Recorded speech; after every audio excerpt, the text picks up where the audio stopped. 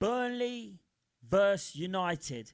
Guys, welcome back. It is good to be back with you after the last 48 hours of drama, after the whole sacking incident of Amorim.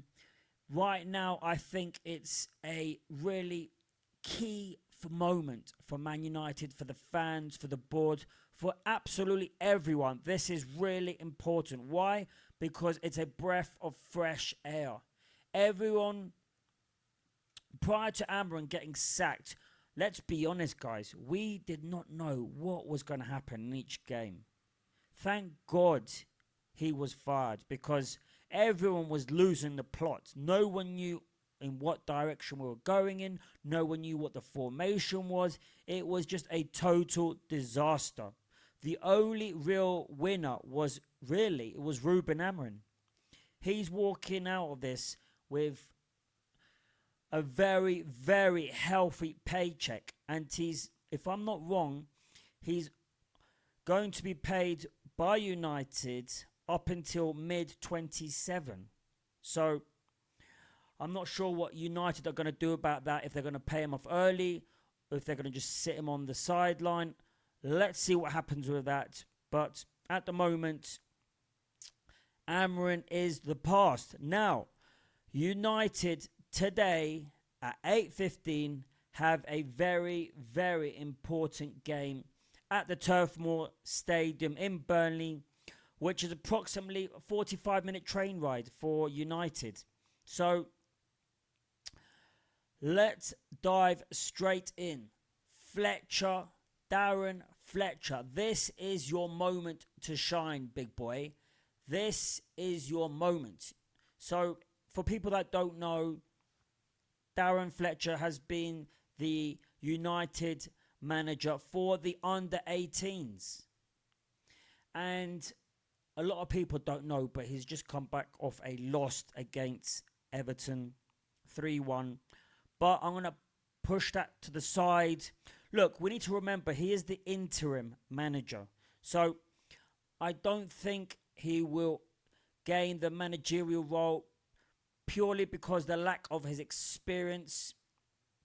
But we'll talk about that in a separate video. Now, as we go in tomorrow's game, Manchester United currently sit in 6th place. If we get tomorrow's win, then we will definitely be in a lot healthier place in the table. We have the position, well, we have the opportunity to jump Chelsea and get into that 5th place that we badly need.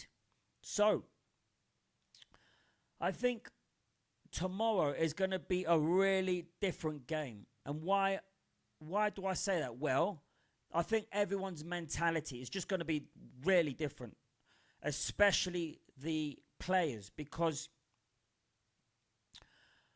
a lot of players went to their social media channels to thank Ruben Amorim for his services, and that indirectly triggers a little bit of it triggers your brain into thinking that you let him down. So what does that actually do to you? Because you need to think about this. Football is very psychological as well. You need to have a winning mindset, because if you don't, then you're already on the back foot. So tomorrow the players were going to go out with a different spirit. In a way, they're going to try to show Ruben that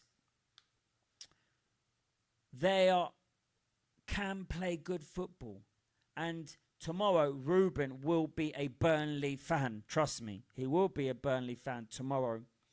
But I've got confidence that United can, from now on, can make positive changes. I've got some hope in the future as to what is going to happen. I think like a chip will be implanted into our players going forward, because it's a new era, guys. It's a breath of fresh air, and we need to get this with our 2 hands. So we know at the moment United sit in 6th place, And according to the bookies, you can see we're the clear favourites to win the game.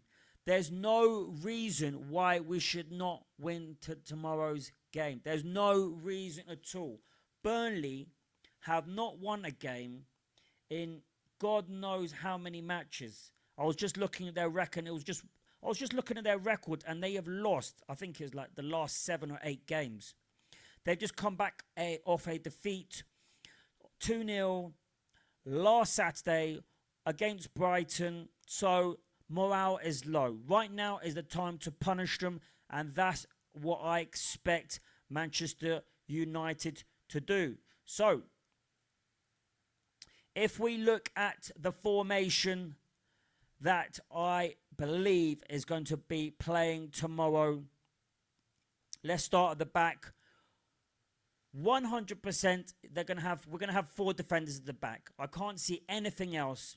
No way. I don't think anyone will allow it. So, Euro on the right, Haven, Martinez and Shaw. Back 4. There has to be the back 4. I can't see any other back 4 at present. Casemiro on the right hand side, providing support possibly to Bruno if he's match fit. Now, a lot of speculation has been going on the last 24 to 48 hours with regards to Bruno. Is he match fit? Is he not? So, Ruben Amorim and Fletcher gave a indication as to Fernandes is now training with the full team and is available for the game. I'm not sure if they're going to play here. I'm not sure if they're going to risk him. Is it too risky? Will he be playing half the game? We're not sure. We will have to see. But if Fernandes is not starting, then it will probably be Zirkzee replacing him. Bang in that position to provide support to Dorgu, Sesko and Cunha. On the left, you're going to see Ugarte and Shaw play that right side and feed the ball as much as possible to Cunha. So, guys, this is what I think the formation is going to be, a 4-3-3. I'm really hoping and I'm praying Sesko can turn things around. Because, look, guys, no one's talking about it, but let's be honest here. He's been a bloody disaster. I blame half of it on himself, but I also blame the other half on the lack of quality our midfielders and our wingers have been providing him the ball.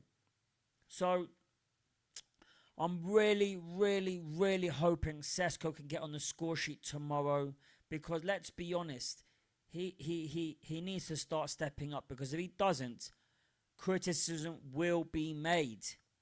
Now, let's look at the last game of United. So we come back off a draw, disappointing result, but we have no reason to lose tomorrow's game. And I'm really hoping, guys, we can come out with a fresh mentality, create opportunity, and most importantly, score and get the 3 points. Guys, let me know what you think about tomorrow's game. Let me know what you think the result will be. And if you haven't subscribed, please subscribe, and I will see you in the next video, guys.